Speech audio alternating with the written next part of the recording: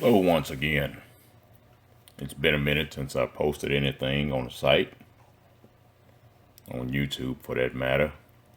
And just want to say good morning, afternoon, or evening, whenever this video finds you.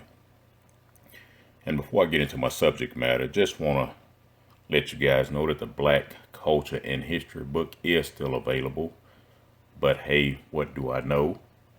At Amazon, Barnes & Noble.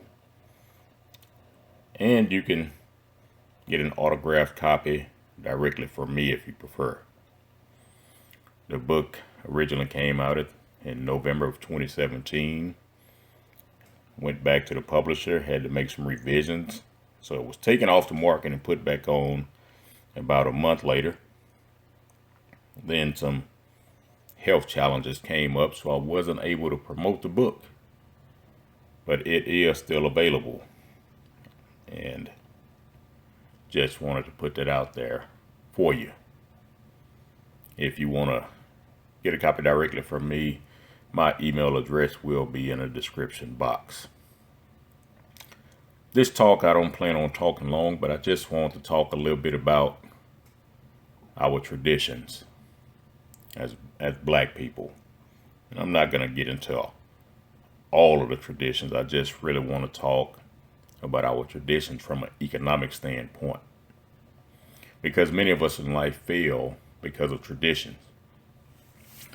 Tradition is inherited, according to the dictionary, it's inherited, established, or customary pattern of thought, action, or behavior. And all of us have heard the same old tired phrase: go to school, get a good education, so we can get a good job. And we've been teaching that in our culture for the last 100 years or more. And for the person who understands things, they now realize that each new generation is less educated and more indoctrinated. We're taught to get a good job, which is tradition of our elders. Now, what would you classify as a good job? Because to me, a good job would never fire you or lay you off. No. How's that working for a lot of people right now? A good job would reward you on a regular basis with more pay than the once a year cost of living raise that always runs behind inflation. A good job will compliment you for everything that you do that is great, instead of waiting until that once a year evaluation and then taking that time to tell you about all the things you did wrong so they can justify giving you that small raise. I mean, I even had a job. I worked 7 years before they gave me a raise. Each time I brought it up to them, they had some reason as to why they hadn't given me one. And so we're told to keep our noses clean and don't even think about starting a business, because most businesses fail within the first 5 years. I was speaking at a high school sometime back, and I was talking to them about starting a business. And one of the students said, well, we've been taught that over 95% of the businesses fail within the first 5 years.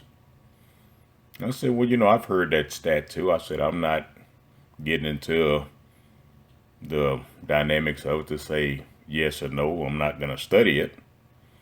And I said, but I did see that 51% of college graduates were not working in the field that they went to school for right out of college. I said, so if we're going to talk about one system, we have to talk about both of them. And so if 51% of college graduates are working in a field right out of college that they didn't graduate from, that means 49%, which is less than 50%, are making it. So if we look at it from a percentage standpoint, both systems are failures. But that's just my take on it. But we're protected from risk or taking a chance on our own self. One of the biggest risks we take is placing the financial future of us and our families in the hands of someone else that controls the purse strings. That is a much bigger risk than doing something for ourselves. All of these thoughts are passed down traditions that have kept us as blacks at the bottom of the economic totem pole. All the while, we've been following passed down faulty traditions from our elders. Other cultures are teaching their children their identity. They're teaching them their self-image long before they even learn to read, walk, and even talk, because they're putting it in their subconscious mind. They're being taught to lead, and we keep teaching our kids to follow. One of the hardest mentalities to break is a slave mentality. Those with a slave mentality cannot stand to be in the presence of a person with a freedom mentality. Doesn't matter if a person is physically free if he or she is mentally bound. All that needs to happen when they're mentally bound is to give them a directive, and the master doesn't even need to be there, and he still has the control over them. While these other cultures are being taught to be the heads, bosses, CEOs, leaders, doctors, and managers, and attorneys, we're teaching our kids to be employees and slaves to the system because we refuse to break the same traditions that have not worked for our grandparents and parents. Now, nursing is an excellent profession. Each time I've been in the hospital, I had some great nurses. Nurses are employees, though. They make decent income when we look at what the medium pay is in our society. But I'm just saying, they're still employees.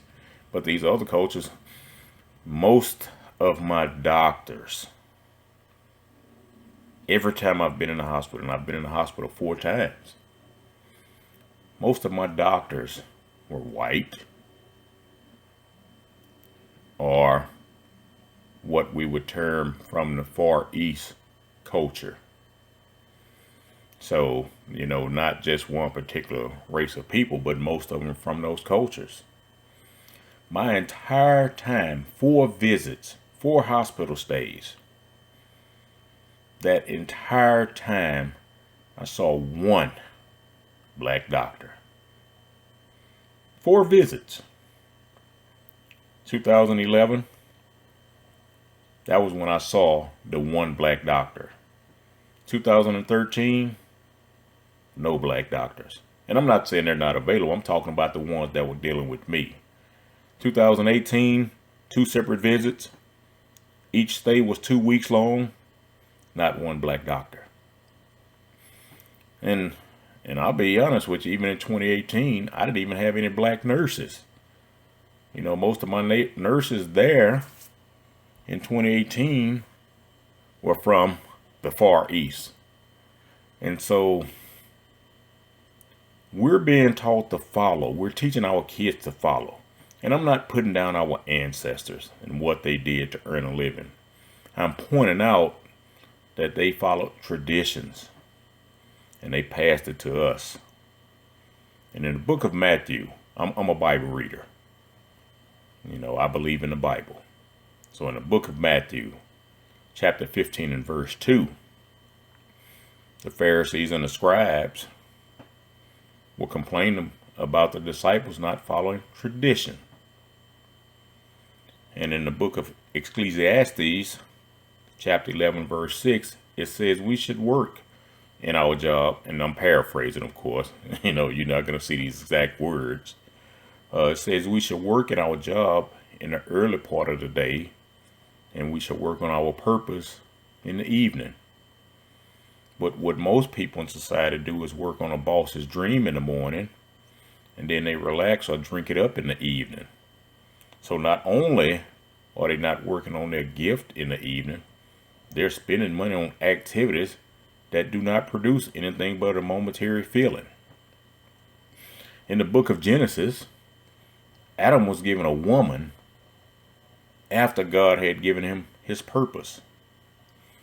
And in Proverbs 31, we see the woman had a business to support her husband and his vision, not go to a job and support another man's vision. And I mean, we have to call it what it is. You know, my wife worked a job, and that was one thing I hated, because I started studying that Bible and what it said, and I said, my wife shouldn't be supporting another man's vision by going to a job. My wife should be supporting me in my vision. But the sad thing is, many men in our society don't have a vision for their wife to help them pursue and follow. So many times our wives will go to a place where a man has a vision, be it the job or the church, and they'll follow that man's vision. And that should bother us. That traditional way of learning and earning may have worked during the industrial age, but we're now in the information age. And the information age says we don't need all that schooling to earn. We don't need all that schooling to learn. We can do a lot of self-teaching now. There's so much stuff available. And so I'm going to close this out by saying, remember to empower yourself for success.